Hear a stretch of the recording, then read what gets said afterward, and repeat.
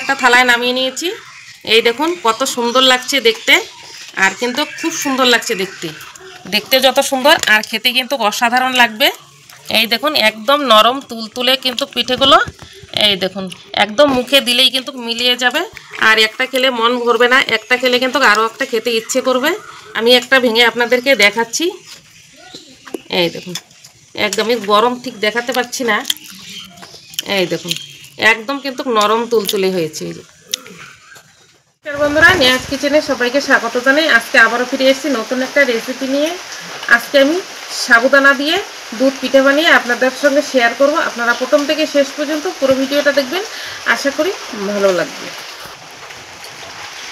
এই সাবুদানার পিঠেটা বানানোর জন্য এখানে আমি 10 টাকার সাবু নিয়েছি। এই সাবুটা আমি আগের থেকে ভিজিয়ে নিয়েছি, আর সাবুটা দেখুন খুব সুন্দর ভিজে গেছে, একদম নরম তুলতুলে হয়ে গেছে। এই সাবুগুলো এখন আমি এই থালাটায় ঢেলে নেব।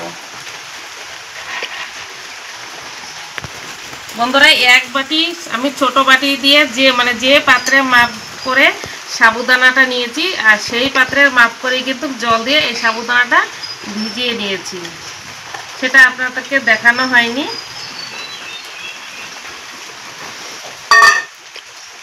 এই সাবুদানাটা একটা থালায় নিয়ে নিলাম।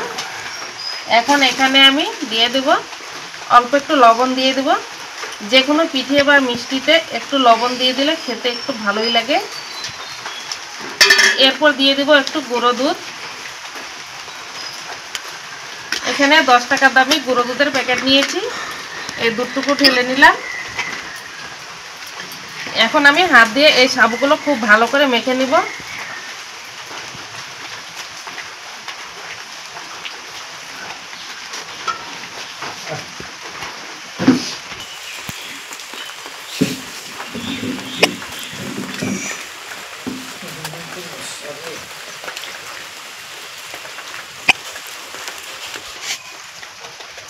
সাবুদানাটা হাত দিয়ে খুব ভালো করে মেখে নিয়েছি, আর এই দেখুন একদম আঠালো ভাব হয়ে গেছে। আর এটা কিন্তু সাবুদানাতে আমি আবারও বলি, যতটুকু সাবুদানা নেবেন সেই পাত্রটা মাপ করেই সাবুদানা ভিজিয়ে নেবেন, আর তাহলে কিন্তু জলটা বেশি হবে না। আর এইরকম যখন সাবুদানাটা মানে মেখে নেবেন হাত দিয়ে, এইরকম কিন্তু আঠালো ভাব হবে, একদম নরম হবে না, ঠিক এইরকমটাই হবে।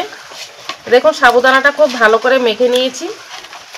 এখন এইভাবে একটা ডো তৈরি করে নেব। একটা ডো তৈরি করে নিলাম। এখন আমি হাতটা ধুয়ে আসব।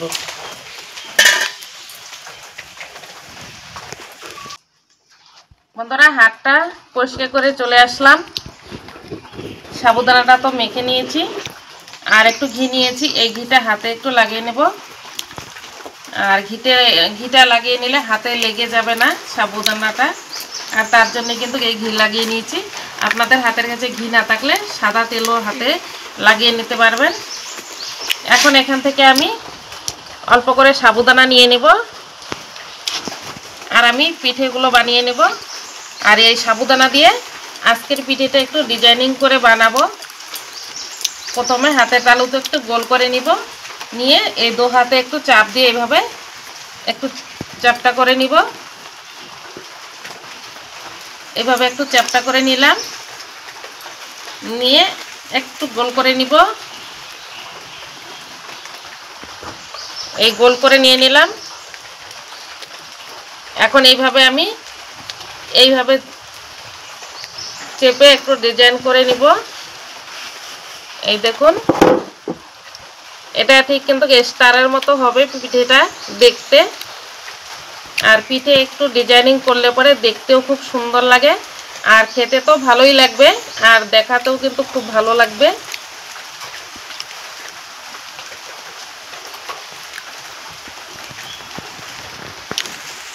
এই দেখুন পিঠেটা হয়ে গেছে, আর অনেকটা দেখতে কিন্তু কচ্ছপের মতো লাগছে, বা একে কিন্তু কচ্ছপ পিঠেও বলা যাবে।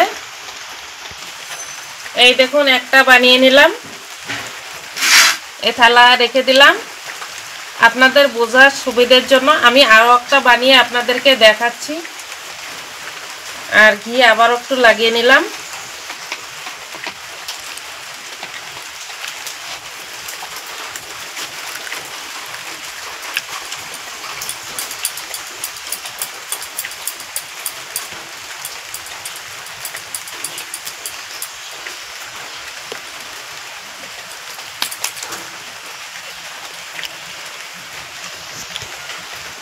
এই দেখুন এভাবে একটু চেপে নিচ্ছি।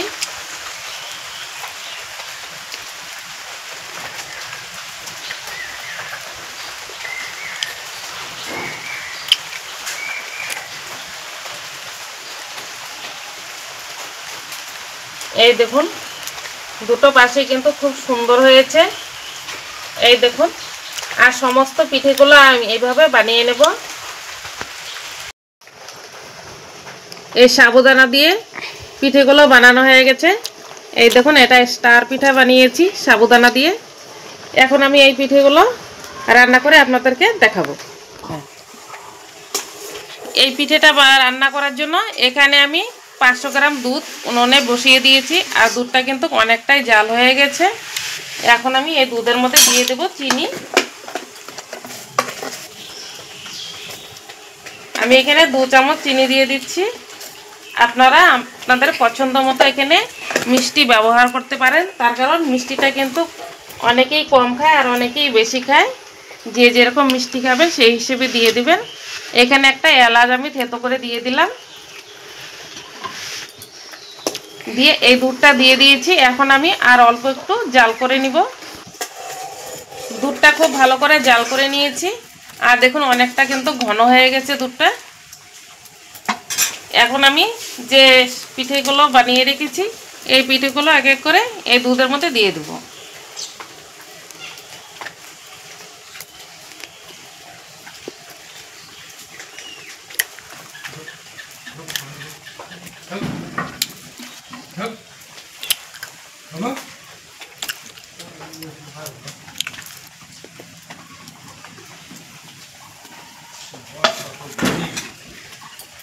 এই পিঠেগুলো দিয়ে দিয়েছি। এখন আমি হালকা আছে একটু জাল করে নেব।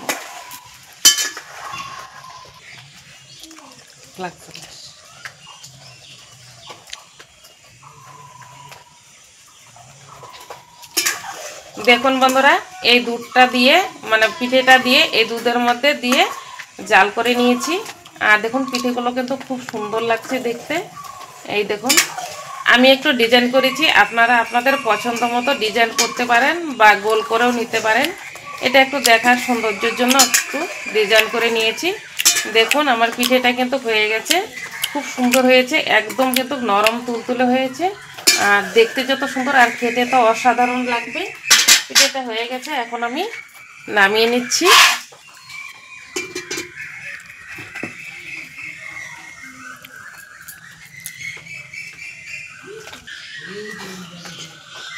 দেখুন বন্ধুরা পিঠেটা একটা থালায় নামিয়ে নিয়েছি।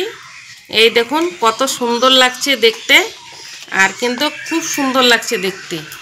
দেখতে যত সুন্দর আর খেতে কিন্তু অসাধারণ লাগবে। এই দেখুন একদম নরম তুলতুলে কিন্তু পিঠেগুলো। এই দেখুন একদম মুখে দিলেই কিন্তু মিলিয়ে যাবে। আর একটা খেলে মন ভরবে না, একটা খেলে কিন্তু আরও একটা খেতে ইচ্ছে করবে। এই দেখুন আমি একটা ভেঙে আপনাদেরকে দেখাচ্ছি।